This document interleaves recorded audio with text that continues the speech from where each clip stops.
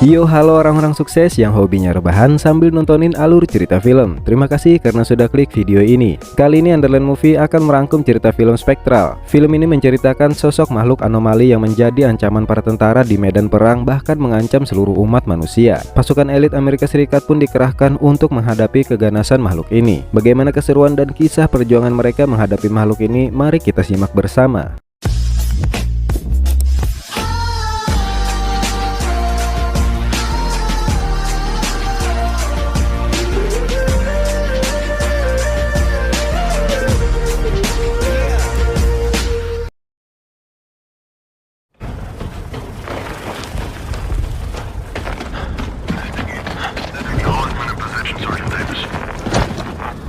How long till my backup's here? Working on it. Stand by. Sersan Davis sedang menjalankan tugasnya dalam operasi tempur di perang saudara negara Moldova. Saat itu Sersan Davis terlihat panik karena pasukannya terbunuh dalam operasi tersebut. Sambil menunggu bantuan, Sersan Davis mencoba terus bergerak menggunakan kacamata hyperspektralnya. Di dalam sebuah bangunan, Davis menemukan banyak sekali mayat yang kondisinya sudah membeku. Tidak lama kemudian, Davis melihat sesosok asap muncul. Ketika Davis melepaskan kacamatanya, Davis tidak melihat apa-apa. Setelah memakai kacamatanya lagi, sosok asap itu menerjang Davis dan seketika Davis pun tewas.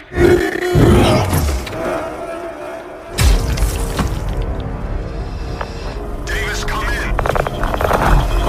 Di tempat lain, seorang peneliti bernama Dr. Klein sedang mencari bahan kimia bernama tetrasen. Setelah mendapatkan apa yang dia cari, Klein pergi ke tempat dia bekerja. Di tempat kerjanya, Klein mengekstrak tetrasen temuannya untuk dijadikan pelontar laser. Laser yang dihasilkan mampu mencairkan sebuah balok es hanya dalam hitungan detik. Okay, we're good to go.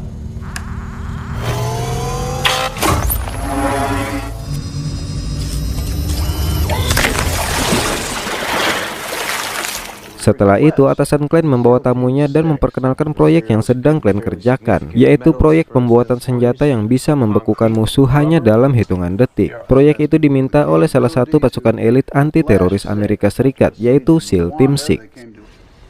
We'd like you to test it. We'll give it a try. Yeah, right this way. Malam harinya, atasan Klein menemui Dr. Klein. Atasannya mengatakan kalau dia dihubungi oleh Jenderal Orlan, di mana Jenderal Orlan ingin menanyakan langsung kepada Dr. Klein tentang kacamata hyperspektral yang dia buat. Karena Orlan berkata musuh yang mereka hadapi bukanlah manusia dan hanya bisa dilihat oleh kacamata buatan Dr. Klein. Atasannya meminta Klein untuk terbang ke Moldova dan mencari tahu apa yang terjadi di Moldova.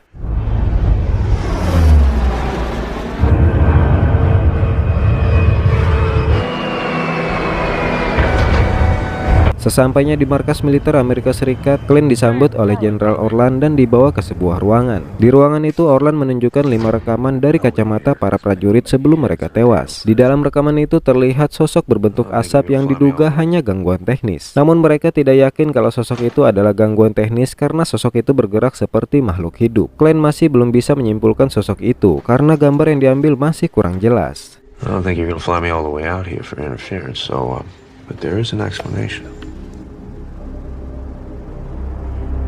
Kemudian Orlan membawa Klein bertemu dengan agen CIA bernama Frank Madison yang ditugaskan untuk kasus tersebut. Sebelum Klein ikut terlibat lebih jauh, Klein diminta menandatangani surat perjanjian di mana Klein diminta tidak boleh membeberkan kasus itu ke siapapun. Setelah menyetujuinya, Klein dibawa ke ruang kontrol militer untuk mengecek rekaman dari kacamata Sersan Davis. Rekaman itu memperlihatkan sosok asap membunuh Sersan Davis hanya dengan menabraknya. Orlan juga memperlihatkan foto para mayat prajurit serta pemberontak Moldova yang kondisinya sama seperti Sersan Davis. Madison berpendapat kalau sosok itu adalah anggota pemberontak lokal yang menggunakan kostum berteknologi khusus. Namun Klein tidak yakin dengan pendapat Madison. Klein butuh gambar yang lebih jelas agar dia bisa mengidentifikasi sosok asap itu. What do you need to make a more definitive statement? First of all, you need a better shot. That's what I'm looking for, a better shot. Kemudian Klein menunjukkan kepada Orlan kamera hyperspektral yang dia bawa. Kamera itu bisa menangkap gambar sosok asap itu lebih jelas dari kacamata hyperspektral yang dia buat. Orlan meminta Klein memasang alat itu ke mobil tim Delta. Kemudian Orlan menugaskan Klein bergabung dengan tim Delta yang akan membawa Klein mendekati makhluk itu. Sebelum berangkat, Klein memasang perangkat kameranya ke salah satu mobil tim Delta. Kemudian Klein berkenalan dengan Letnan Marco dan Mayor Session dari tim Delta. Setelah itu Letnan Marco memberikan arahan misi yang akan mereka jalani. Mereka akan mencari dan menjemput tim Utah yang hilang di sebuah bangunan ketika menjalani misi pengintaian. Setelah itu, Klein Madison serta tim Delta berangkat menuju ke titik lokasi.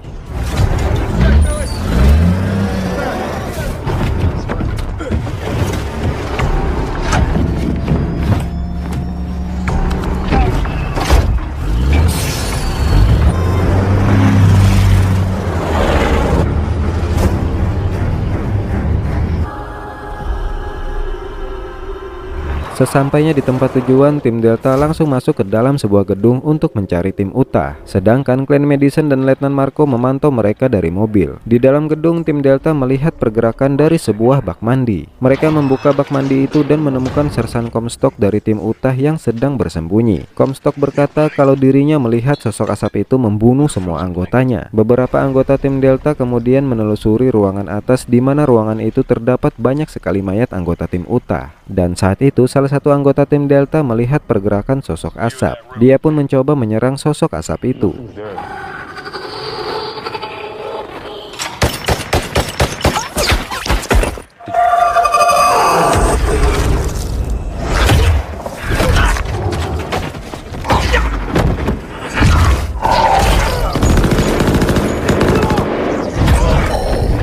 Ketika tim Delta yang masih hidup berusaha keluar dari gedung itu, sosok asap itu mengejar mereka sampai keluar gedung. Dan saat itulah Klein mendapatkan gambar yang jelas dari sosok asap itu. Melihat itu, Letnan Marco mencoba menembak sosok asap itu dengan senjata basokannya. Namun sosok itu tidak terluka, bahkan berhasil membunuh Letnan Marco.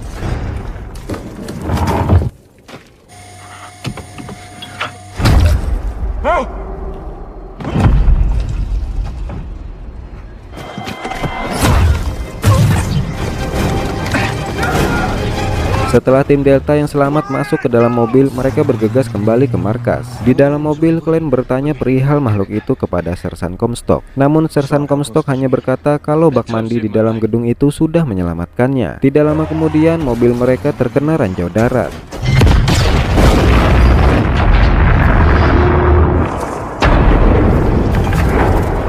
Beberapa anggota tim Delta tewas akibat terbentur termasuk Sersan Comstock. Mereka yang masih selamat melanjutkan perjalanan dengan berjalan kaki karena mobil mereka sudah rusak. Kemudian mereka menemukan sebuah pabrik kosong yang aman untuk berlindung. Dari tempat itu mereka mencoba mengawasi makhluk-makhluk itu lewat kamera Dr. Klein. Mereka melihat makhluk-makhluk itu mencoba masuk ke dalam pabrik, tapi mereka tertahan oleh serbuk besi yang mengelilingi pabrik itu. Mereka menyadari ada orang yang sudah memasang serbuk besi itu. Kemudian mereka menyusuri pabrik itu untuk mencari orang yang sudah memasang serbuk besi itu. Tidak lama kemudian mereka menemukan dua anak kecil yang sedang bersembunyi. Dua anak kecil itu bernama Sari dan Bogdan. Mereka juga menemukan kalau pabrik itu memiliki radio. Mereka menggunakan radio itu untuk menghubungi markas dan meminta markas segera mengirimkan bantuan. Archer Lima 2, this is Dagger Team. Do you copy? Archer Lima 2, this is Dagger Team. Do you copy?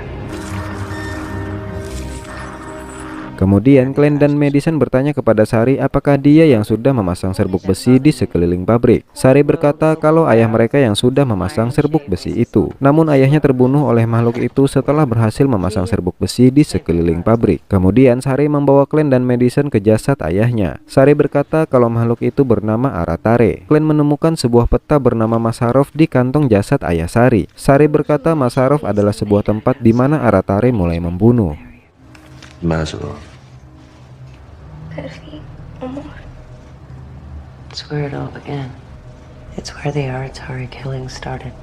Setelah itu mereka mendapat kabar kalau tim bantuan akan segera menjemput mereka. Namun mereka harus mengamankan area titik lokasi jemputan dari makhluk-makhluk itu. Di waktu yang sama Glenn menemukan banyak serbuk besi di pabrik itu. Kemudian Mayor Session meminta anak buahnya untuk mencampurkan persenjataan mereka dengan serbuk besi itu. Glenn juga memodifikasi kameranya menjadi lampu sorot sehingga mereka bisa melihat makhluk itu dengan mata mereka sendiri tanpa bantuan alat apapun. Glenn juga meminta kepada Mayor Session agar dirinya dihubungkan dengan tim bantuan, agar tim bantuan mempersiapkan persenjataan yang sama dengan mereka.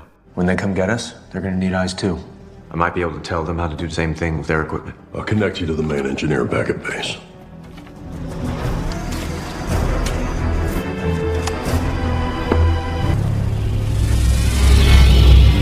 Setelah semua persenjataan telah siap, mereka segera keluar dari pabrik itu menuju ke titik jemputan. Tidak lama setelah keluar dari pabrik itu, mereka langsung diserang oleh makhluk-makhluk itu. Dengan persenjataan yang sudah dimodifikasi, mereka menembaki makhluk-makhluk itu sambil bergerak menuju lokasi penjemputan. Namun dalam pelarian mereka, lampu sorot yang dibawa Glenn sempat terbentur. Sesampainya di lokasi jemputan, mereka berlindung di sebuah bis rusak sembari menunggu tim jemputan datang. Tapi tidak lama kemudian, Glenn berkata kalau lampu sorotnya rusak karena sempat terbentur.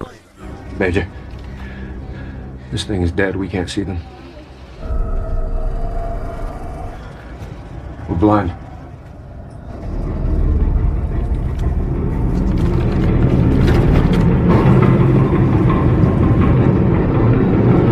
Untungnya tidak lama kemudian tim bantuan dengan membawa beberapa tank datang lebih dulu. Dengan persenjataan yang sudah dipersiapkan, mereka menyalakan lampu sorot yang sudah dimodifikasi. Melihat banyaknya makhluk itu ada di tempat itu, mereka langsung menyerang. Di waktu yang sama, Glenn dan yang lainnya bergerak berlindung ke tempat lain. Ketika mereka akan bergerak menuju tank, makhluk-makhluk itu menyerang tim bantuan.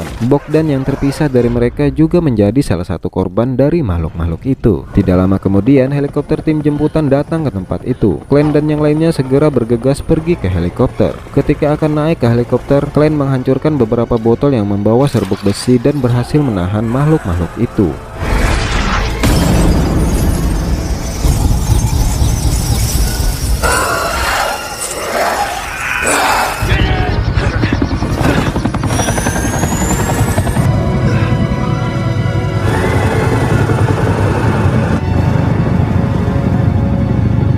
Di helikopter, Orlan menghubungi mereka dan berkata kalau markas telah diserang. Mereka akan dikirim ke bunker pengungsian. Dari helikopter, mereka melihat kalau makhluk itu sudah ada di mana-mana. Sesampainya di bunker pengungsian, mereka mengobati Sari yang terluka karena terkena pecahan bangunan. Saat itu, Glenn bertanya kepada Sari apa yang dikerjakan ayah Sari sebelum ayahnya tewas. Sari berkata kalau ayahnya adalah pekerja keramik dan membuat kontainer untuk Masarov, tempat pembangkit listrik di mana makhluk itu berasal. Tidak lama kemudian, Orlan datang ke bunker pengungsian itu dengan membawa beberapa persediaan dan peralatan dari markas. Orlan berkata kalau markas telah diserang oleh makhluk itu. Mereka hanya berhasil membawa beberapa pesawat. Dari 240 orang, hanya 19 orang yang selamat. Sudah tidak ada lagi yang bisa mereka lakukan untuk menghadapi makhluk-makhluk itu. Tidak lama kemudian, Glenn berkata kalau dia bisa membuat senjata untuk membunuh makhluk-makhluk itu. Dari kejadian Comstock terjebak di bak mandi, Glenn menyimpulkan kalau kelemahan makhluk itu adalah bahan keramik. Seseorang sudah menciptakan makhluk itu untuk dijadikan senjata. Glenn akan membuat senjata itu dari semua peralatan yang ada di bunker itu, bahkan yang dibawa oleh Orlan dari markas. Kemudian mereka akan pergi ke Masarov, tempat makhluk itu berasal. We can take it all apart, and I can build an arsenal. It'll grow exponentially unless we stop them.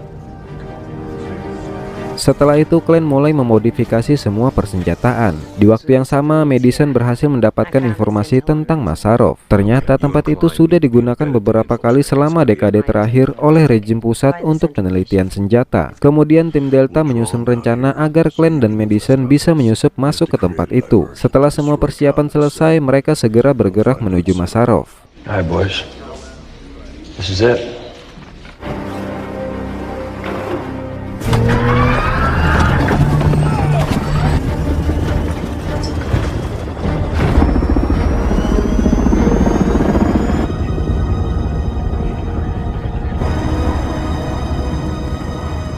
Sesampainya di Masarov, tim Delta langsung diturunkan. Mereka juga menurunkan robot hyperspektral untuk lampu sorot. Tidak lama kemudian, beberapa makhluk muncul dan Mayor Session mendapat kesempatan untuk menguji kehebatan senjata itu.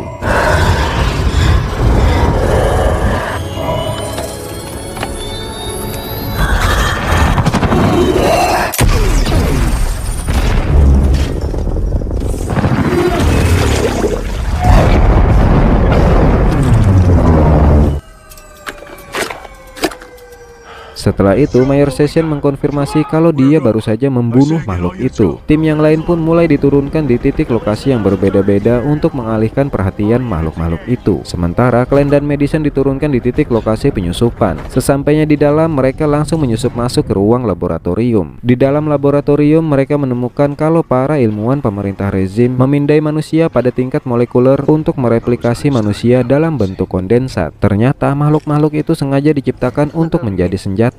Namun karena kesalahan teknis, para ilmuwan gagal mengendalikan makhluk itu, dan alhasil mereka menyerang semua orang yang ada di hadapannya. Sementara di luar laboratorium, tim Delta dikejutkan dengan kebangkitan makhluk-makhluk yang sudah mereka bunuh. Tim Delta pun kewalahan melawan makhluk-makhluk itu. Di laboratorium, Glenn dan Madison menemukan prosedur shutdown darurat yang mungkin bisa menghentikan makhluk-makhluk itu. Mereka harus membuka pengunci port untuk melepaskan semua kabel. Kemudian Glenn bergegas melepaskan kabel-kabel itu. Sementara beberapa anggota tim Delta terbunuh oleh makhluk itu. Mayor Session menggunakan tenaga terakhir senjatanya dan menyatukan beberapa senjata untuk menembak makhluk-makhluk itu. Di waktu yang sama, Glenn berhasil melepas kabel-kabel itu.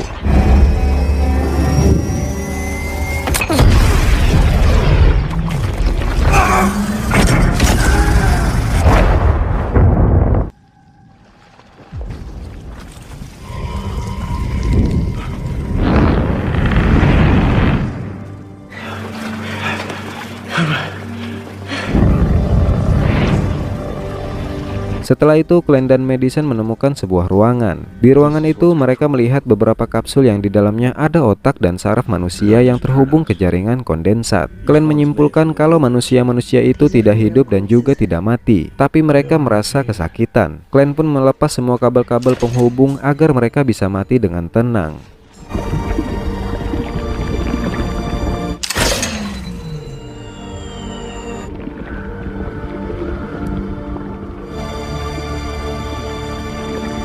Setelah itu mereka kembali ke bunker pengungsian. Keesokan harinya tim Delta kembali dikerahkan untuk melakukan survei ke Moldova, sedangkan Glenn dikirim kembali ke negaranya.